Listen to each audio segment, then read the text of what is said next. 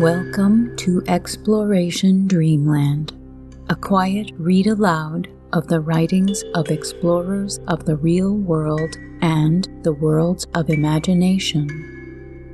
Drop anchor, relax into your comfortable bunk, and drift off to Dreamland with us as we read an abridged version of MIZORA, a Prophecy by Mary E. Bradley, published in book form in 1889. The story will be read in order, so if you would like to begin at the beginning, please start with Season 2, Episode 16. If you would like to stay in touch between episodes, you can follow us on Instagram, Twitter, or Facebook at Exploration Dreamland. If you would like to recommend a text, please email us at explorationdreamland, all one word, @gmail.com. You can also find our episodes on YouTube. Please subscribe or follow and review us wherever you find us. Your actions will help others find us too.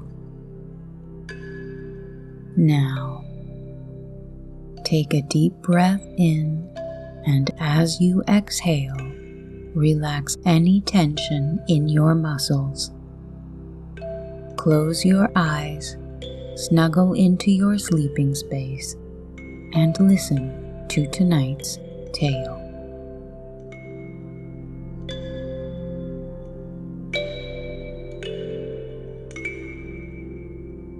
Chapter 4. I listened with the keenest interest to this curious and instructive history, and when the preceptress had ceased speaking, I expressed my gratitude for her kindness.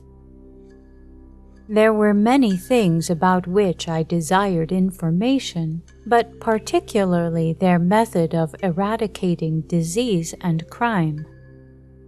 These two evils were the prominent afflictions of all the civilized nations I knew. I believed that I could comprehend enough of their method of extirpation to benefit my own country. Would she kindly give it?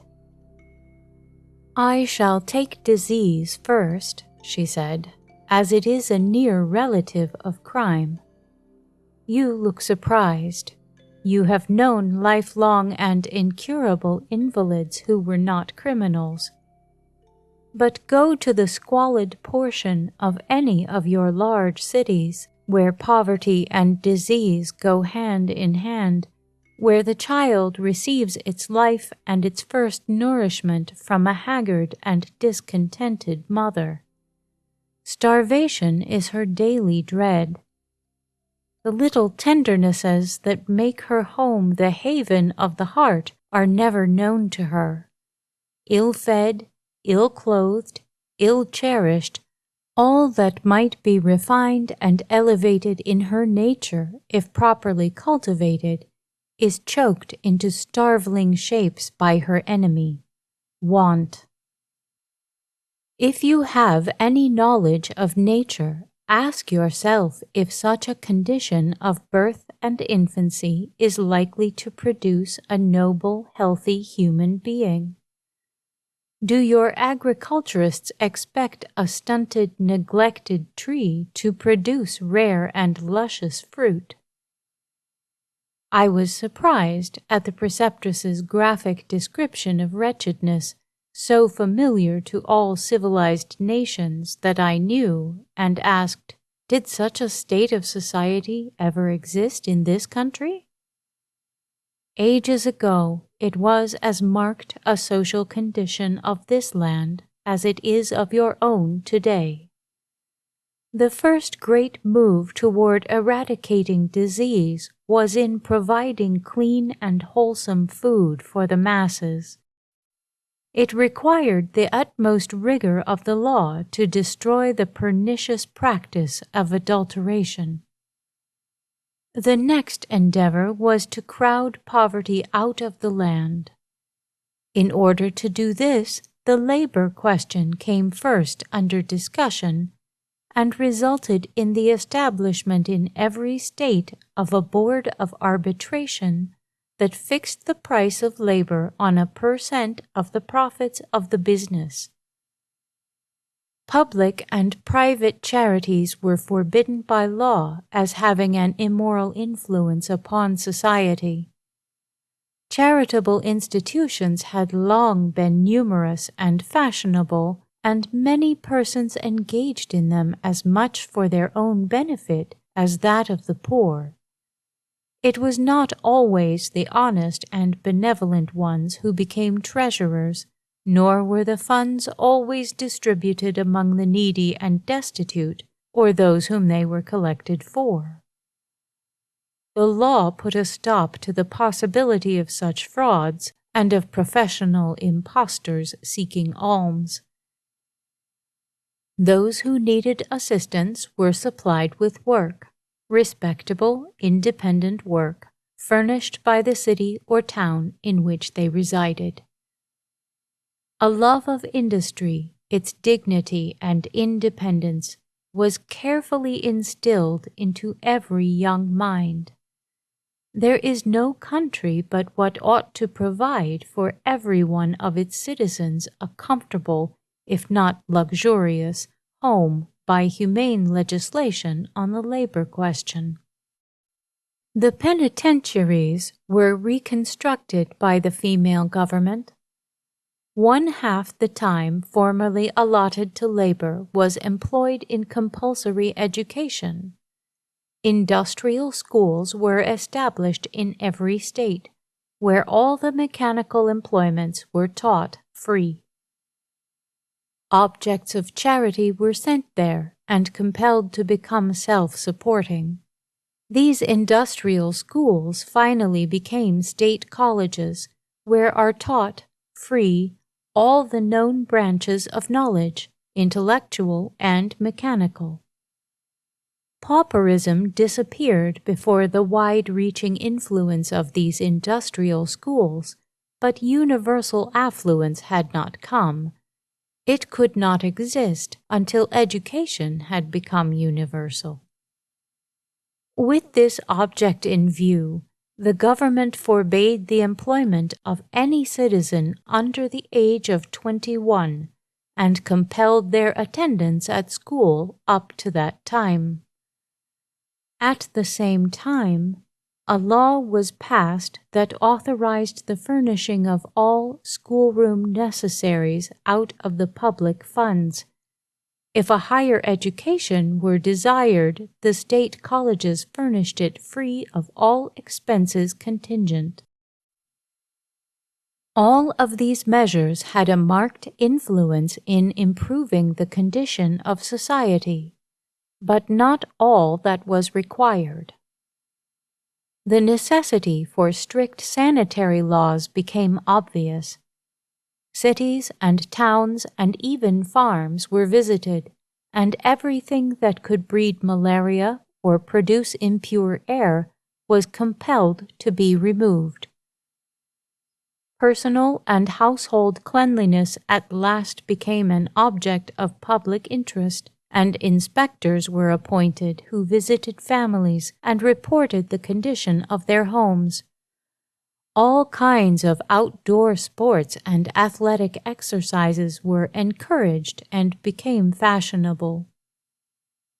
All of these things combined made a great improvement in the health and vigor of our race, but still hereditary diseases lingered.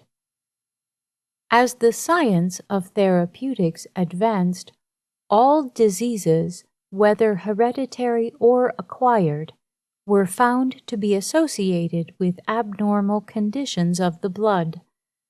A microscopic examination of a drop of blood enabled the scientist to determine the character and intensity of any disease, and at last to effect its elimination from the system. The blood is the primal element of the body. It feeds the flesh, the nerves, the muscles, the brain. Disease cannot exist when it is in a natural condition. Countless experiments have determined the exact properties of healthy blood and how to produce it. By the use of this knowledge, we have eliminated hereditary diseases and developed into a healthy people. Necessity begets crime. It is the wants of the ignorant and debased that suggests theft. It is a diseased fancy or a mind ignorant of the laws that govern the development of human nature that could attribute to offspring hated before birth, infancy and childhood neglected, starved, ill-used in every way, a disposition and character, amiable and humane and likely to become worthy members of society. The reverse is almost inevitable. Human nature relapses into the lower and baser instincts of its earlier existence when neglected, ill-used, and ignorant. All of those lovely traits of character which excite the enthusiast, such as gratitude, honor, charity, are the results of education. They are not the natural instincts of the human mind, but the cultivated ones. The most rigid laws were passed in regard to the practice of medicine. No physician could become a practitioner until examined and authorized to do so by the State Medical College. In order to prevent favoritism or the furnishing of diplomas to incompetent applicants, enormous penalties were incurred by any who would sign such. The profession long ago became extinct. Every mother is a family physician. That is, she obeys the laws of nature in regard to herself and her children, and they never need a doctor. Having become healthy and independent of charity, crime began to decrease naturally. The conditions that had bred and fostered petty crimes having ceased to exist, the natures that had inherited them rose above their influence in a few generations and left honorable posterity.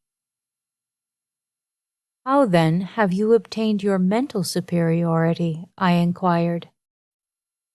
By securing to our offspring physical and mental health.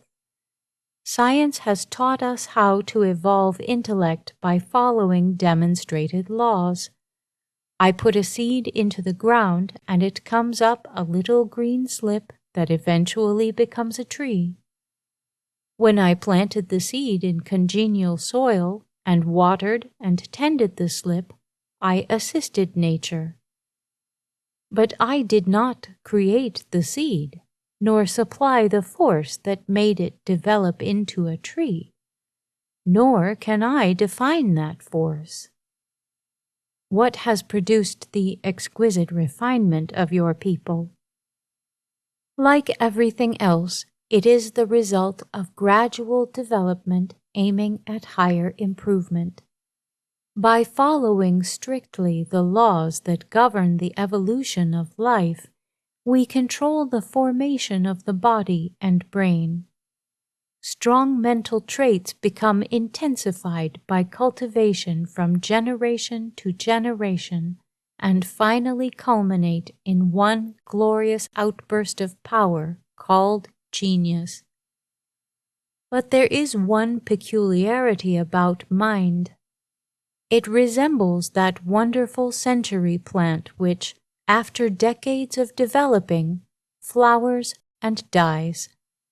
Genius is the long unfolding bloom of mind and leaves no posterity.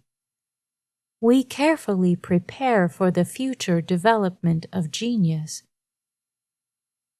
We watch the unfolding of our children's intellects with the interest of a new revelation. We guide them with the greatest care. I could take a child of your people with inherited weakness of body and mind. I should rear it on proper food and exercise, both mental and physical, and it would have, when matured, a marked superiority to its parents. It is not what nature has done for us, it is what we have done for her that makes us a race of superior people. The qualities of mind that are the general feature of your people, I remarked, are so very high, higher than our estimate of genius. How was it arrived at? By the processes I have just explained. Genius is always a leader. A genius with us has a subtlety of thought and perception beyond your power of appreciation. All organized social bodies move intellectually in a mass with their leader just ahead of them. I have visited, as a guest, a number of your families and found their homes adorned with paintings and sculpture that would excite wondering admiration in my own land as rare works of art. But here they are only the expression of family taste and culture. Is that a quality of intellect that has been evolved, or is it a natural endowment of your race? It is not an endowment, but has been arrived at by the same process of careful cultivation. Do you see in those ancient portraits a variety of striking colors? There is not a suggestion of harmony in any of them. On the contrary, they all display violent contrasts of color. The originals of them trod this land thousands of years ago. Many of the colors, we know, were unknown to them. Color is a faculty of the mind that is wholly the result of culture. In the early ages of society, it was known only in the coarsest and most brilliant hues. A conception and appreciation of delicate harmonies in color is evidence of a superior and refined mentality. If you will notice it, the illiterate of your own land have no taste for or idea of the harmony of color. It is the same with sound. The higher we rise in culture, the more difficult we are to please in music. Our taste becomes critical. I had been revolving some things in my mind while the preceptress was speaking, and I now ventured to express them. I said, "You tell me that generations will come and go before a marked change can occur in a people. What good then would it do me or mine to study and labor and investigate in or to teach my people how to improve? They cannot comprehend progress. They have not learned by contact, as I have in MIZORA, how to appreciate it. I should only waste life and happiness in trying to persuade them to get out of the ruts they have traveled so long. They think there are no other roads. I should be reviled and perhaps persecuted. My doctrines would be called visionary and impracticable. I think I had better use my knowledge for my own kindred and let the rest of the world find out the best way it can." The preceptress looked at me with mild severity. I never before had seen so near an approach to rebuke in her grand eyes. "What a barbarous, barbarous idea!" she exclaimed. "Your country will never rise above its ignorance and degradation until out of its mental agony shall be evolved a nature kindled with an ambition that burns for humanity instead of self.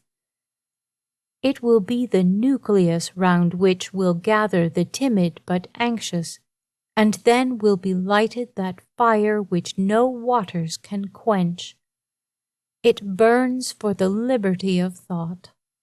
Let human nature once feel the warmth of its beacon fires, and it will march onward, defying all obstacles, braving all perils, till it be won. Human nature is ever reaching for the unattained. It is that little spark within us that has an undying life. When we can no longer use it, it flies elsewhere.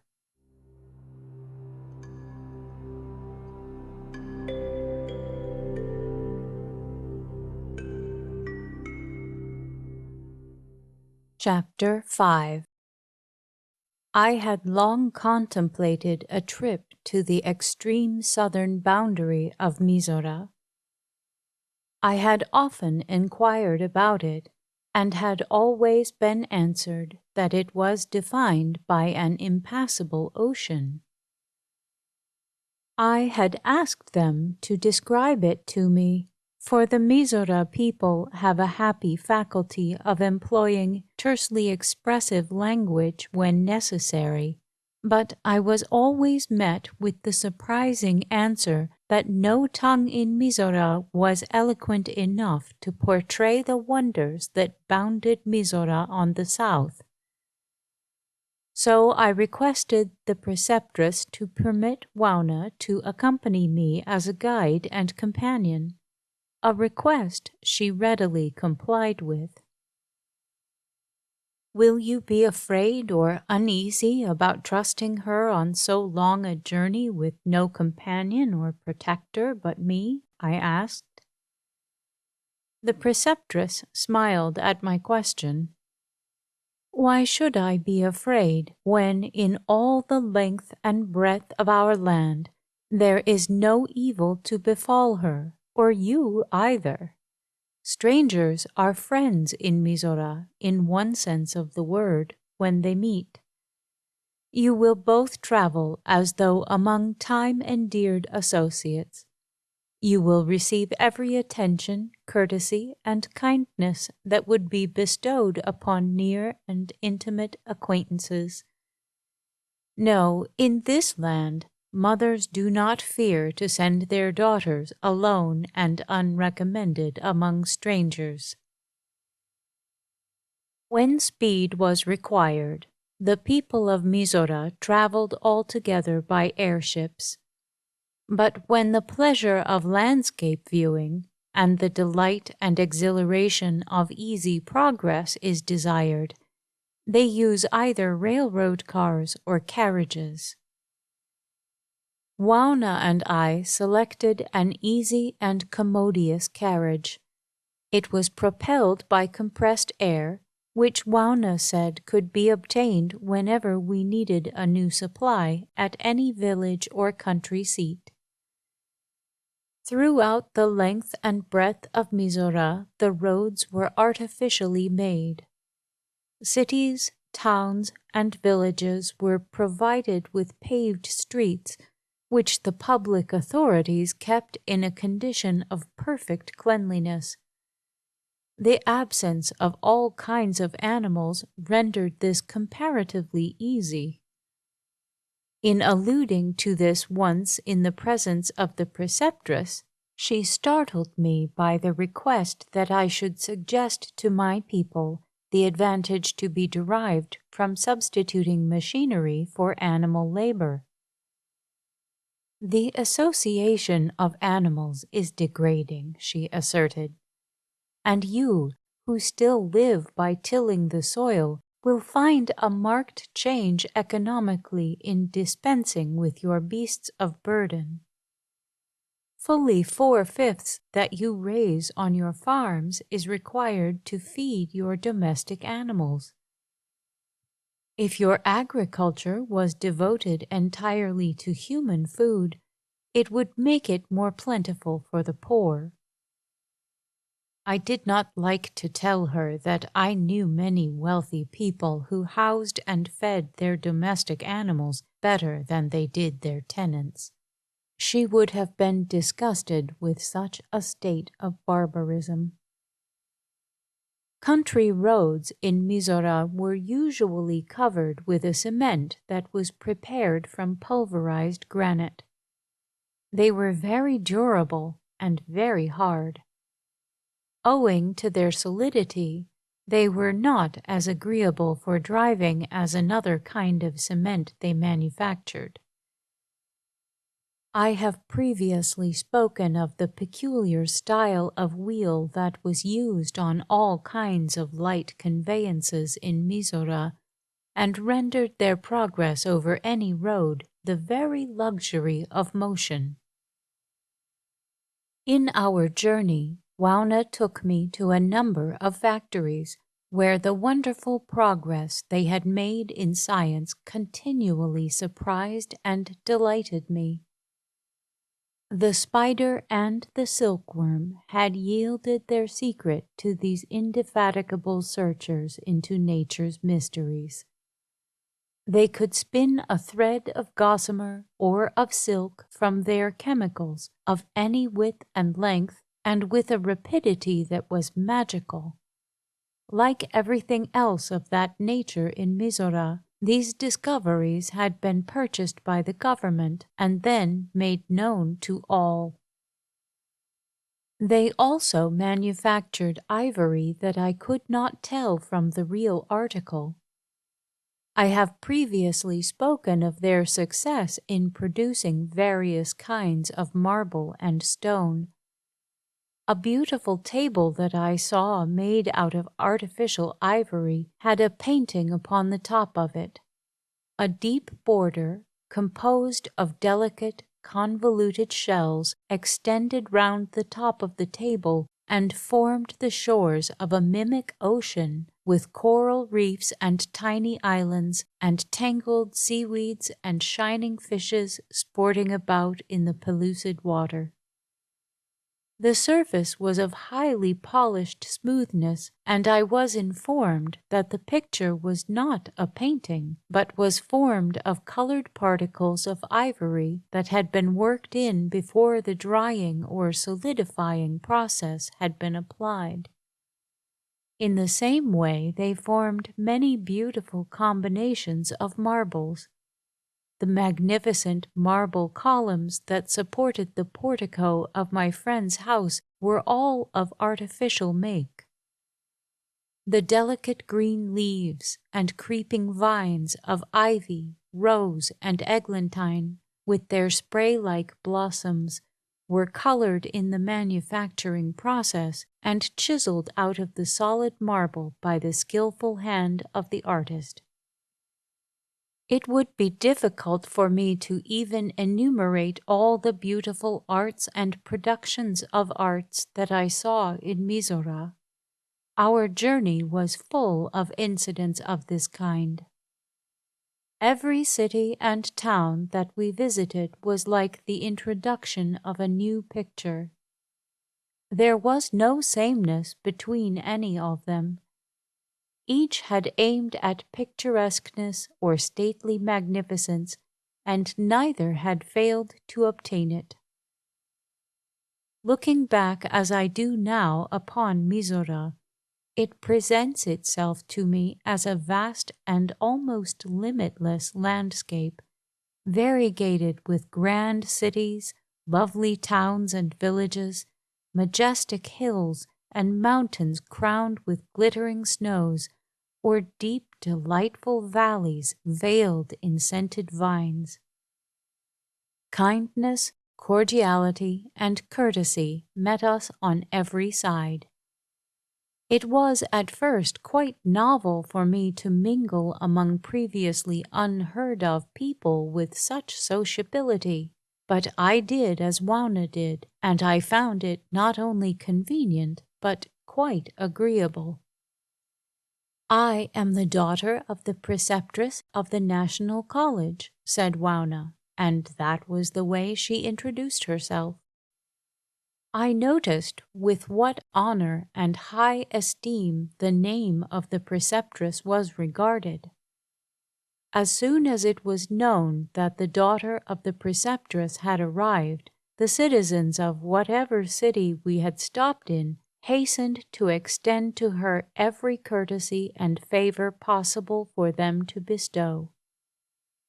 She was the daughter of the woman who held the highest and most enviable position in the nation, a position that only great intellect could secure in that country. As we neared the goal of our journey, I noticed an increasing warmth of the atmosphere, and my ears were soon greeted with a deep, reverberating roar like continuous thunder. I have seen and heard Niagara, but 1,000 Niagaras could not equal that deafening sound. The heat became oppressive, the light also from a cause of which I shall soon speak. We ascended a promontory that jutted out from the mainland a quarter of a mile, perhaps more. Wauna conducted me to the edge of the cliff and told me to look down. An ocean of whirlpools was before us. The maddened dashing and thundering of the mighty waters and the awe they inspired, no words can paint. Across such an abyss of terrors, it was certain no vessel could sail. We took our glasses and scanned the opposite shore, which appeared to be a vast cataract, as though the ocean was pouring over a precipice of rock. Wauna informed me that where the shore was visible, it was a perpendicular wall of smooth rock. Overhead, an arc of fire spanned the zenith, from which depended curtains of rainbows, waving and fluttering, folding and floating out again with a rapid and incessant motion. I asked Wauna why they had not crossed in airships, and she said they had tried it often, but had always failed. In former times, she said, when airships first came into use, it was frequently attempted, but no voyage ever returned. We have long since abandoned the attempt, for now we know it to be impossible. I looked again at that display of uncontrollable power. As I gazed, it seemed to me I would be drawn down by the resistless fascination of terror. I grasped Wauna, and she gently turned my face to the smiling landscape behind us. Hills and valleys and sparkling cities veiled in foliage, with their numberless parks and fountains and statues sleeping in the soft light, gleaming lakes and wandering rivers that glittered and danced in the glorious atmosphere like prisoned sunbeams, greeted us like the alluring smile of love. And yet, for the first time since entering this lovely land, I felt myself a prisoner. Behind me was an impassable barrier. Before me, far beyond this gleaming vision of enchantment, lay another road whose privations and dangers I dreaded to attempt. I felt as a bird might feel who has been brought from the free expanse of its wild forest home and placed in a golden cage where it drinks from a jeweled cup and eats daintier food than it could obtain in its own rude haunts. It pines for that precarious life. Its very dangers and privations fill its breast with desire. I began to long with unutterable impatience to see once more the wild, rough scenes of my own nativity. Memory began to recall them with softening touches. My heart yearned for my own, debased as compared with MIZORA though they be. There was the congeniality of blood between us, I longed to see my own little one, whose dimpled hands I had unclasped from my neck in that agonized parting. Whenever I saw a MIZORA mother fondling her babe, my heart leapt with quick desire to once more hold my own in such loving embrace. The mothers of MIZORA have a devotional love for their children. Their smiles and prattle and baby wishes are listened to with loving tenderness and treated as matters of importance. I was sitting beside a MIZORA mother one evening, listening to some singing that I truly thought no earthly melody could surpass. I asked the lady if ever she had heard anything sweeter, and she answered earnestly, "Yes, the voices of my own children." On our homeward journey, Wauna took me to a lake from the center of which we could see, with our glasses, a green island rising high above the water, like an emerald in a silver setting.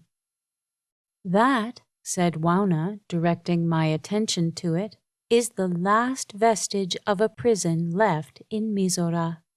Would you like to visit it?" I expressed an eager willingness to behold so curious a sight, and getting into a small pleasure boat, we started toward it. Boats are propelled in MIZORA either by electricity or compressed air, and glide through the water with soundless swiftness. As we neared the island, I could perceive the mingling of natural and artificial attractions.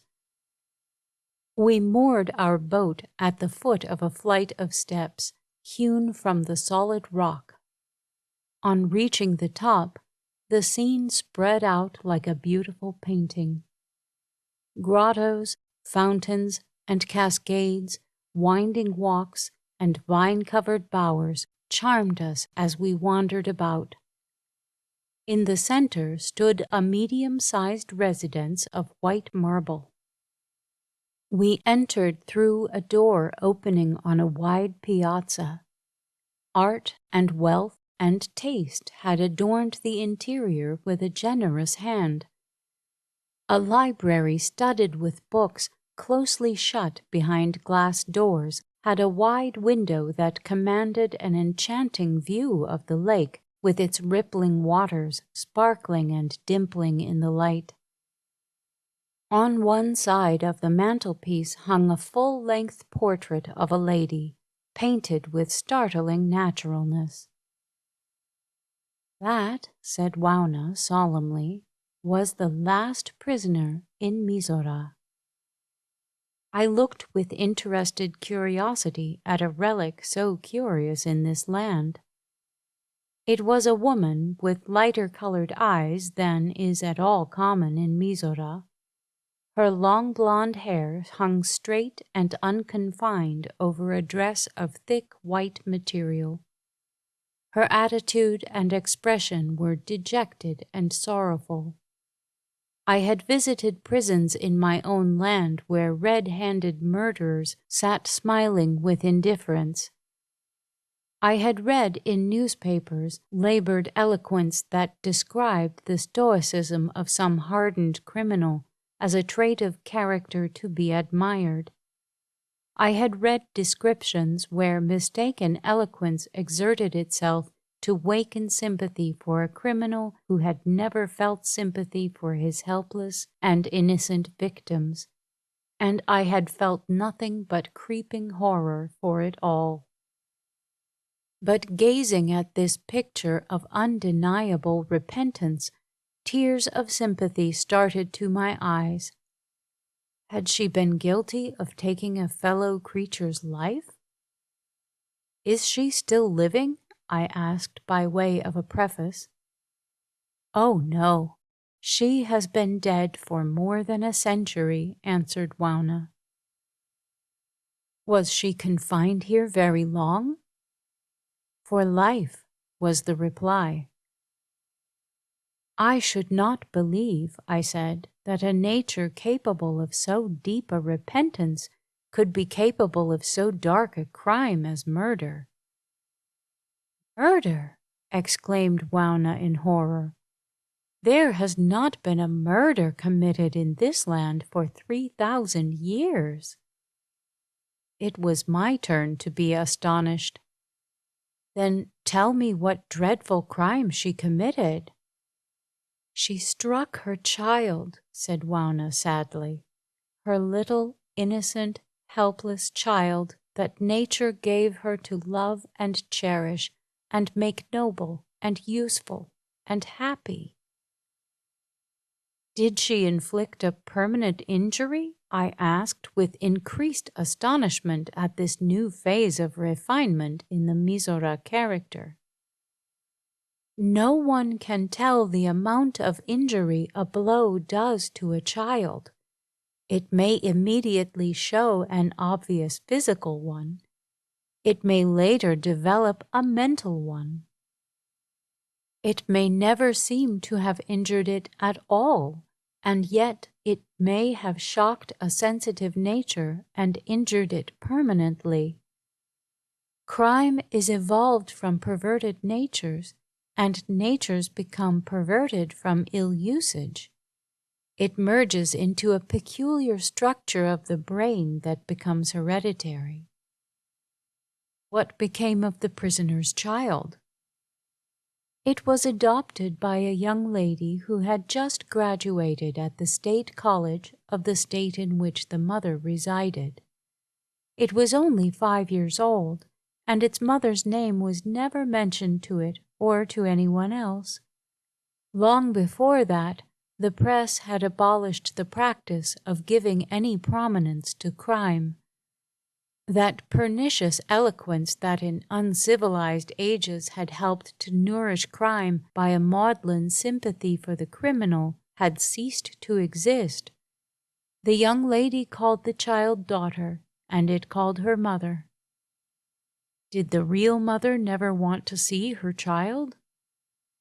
"That is said to be a true picture of her," said Wauna, "and who can look at it and not see sorrow and remorse?" "How could you be so stern?" I asked in wondering astonishment. "Pity has nothing to do with crime," said Wauna firmly.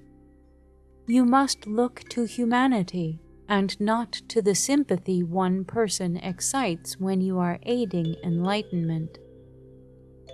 That woman wandered about these beautiful grounds, or sat in this elegant home, a lonely and unsympathized with prisoner.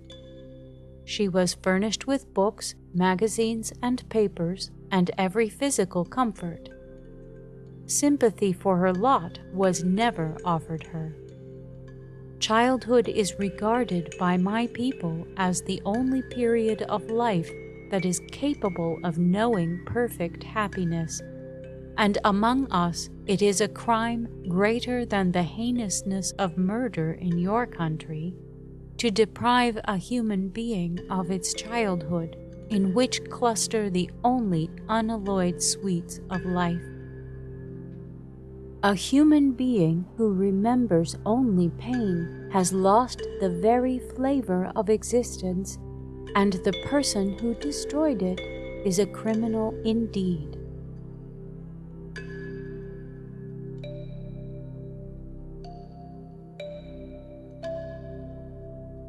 Stay tuned for the next segment from MIZORA, A Prophecy by Mary E. Bradley. Please follow, rate, and review us on your favorite podcast app. Keep in touch with us on Twitter, Instagram, Facebook, or YouTube, and recommend us to anyone you know who could use a quiet break or a little help falling asleep. Exploration Dreamland is produced, edited, and hosted by me, Sarah Vanzaley. A big thank you to Project Gutenberg for helping me find this and many other interesting publications. Thanks also to Kevin MacLeod at incompetech.com for providing the theme music for this show. The title of this piece is Kalimba Relaxation Music, if you would like to visit his website to hear it in its entirety.